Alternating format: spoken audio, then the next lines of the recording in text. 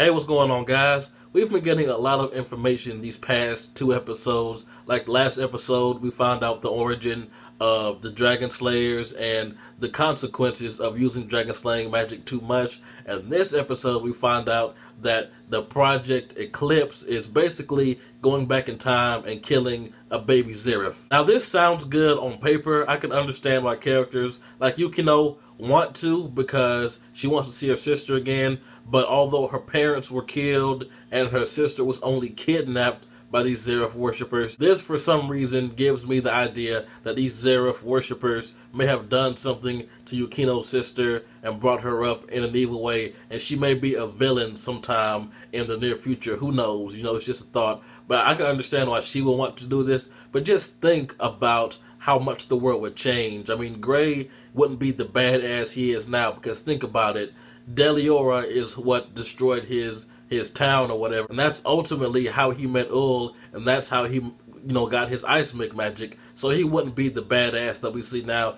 Stuff like that. Not just his character. I'm pretty sure the death of Zeref, like if Zeref was never born, would just change a lot of wizards. Personally, instead of fucking with time travel, because that shit never goes right, I think they should focus on trying to find a way to defeat Zeref now. Although that's a pretty tall order, because Zeref is near god levels from what we've been told anyway. I mean, I understand why they would want to go kill a baby Zeref, but they have no idea what that would do to their own timeline. So it's really a gamble, and I mean, I understand why that guy came in there and surrounded Arcadius and everyone else, because he's opposed to going back in time and changing the timeline.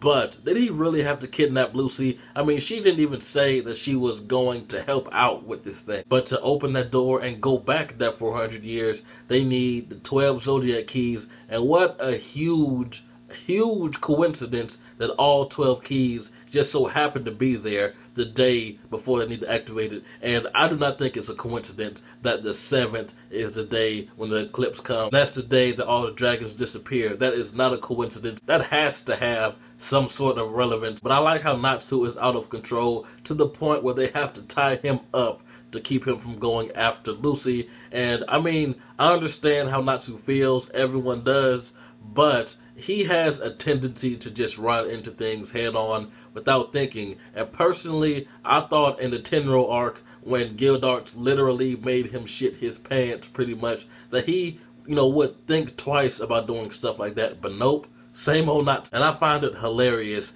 that when Sting and Rogue find out that Natsu is not participating in the last event, it's like a load off of their minds. Sting's like, man, we lucked out. I'm like, yeah, I mean, he whooped your asses. It's honestly a surprise that they're able to participate, let alone they're alive. I mean, being electrocuted and lit on fire at the same time with a blast that big, they shouldn't even be moving. So yeah, they lucked out that Natsu was going to rescue Lucy. And I like how even Makarov doesn't trust that they'll give Lucy back if they win. But I mean, what kind of shit is that?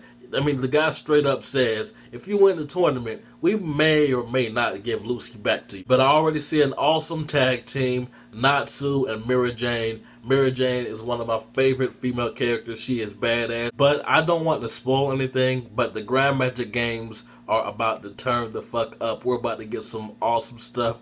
A lot of people are going to complain because when what's about to happen in the anime, when it happened in the manga, a lot of people complained, but personally, I think it's badass. But I apologize. I have to make this review very, very quick. I literally have to get up and get ready to go to work in like 2 or 3 hours. I haven't gotten any sleep, and I just wanted to give you guys a basic rundown of what I thought of the episode. I think this animation is really, really faithful to the manga, and I'm really digging it, and the next few episodes are going to be badass. I cannot wait to get to a certain part. Man, I really want to talk about it. Like I said, I'm sorry guys, I really need to go. So what do you think about this idea about going back in time and killing baby Zeref? Anyway, this has been JB the Chia. Like, comment, subscribe, and I'm out.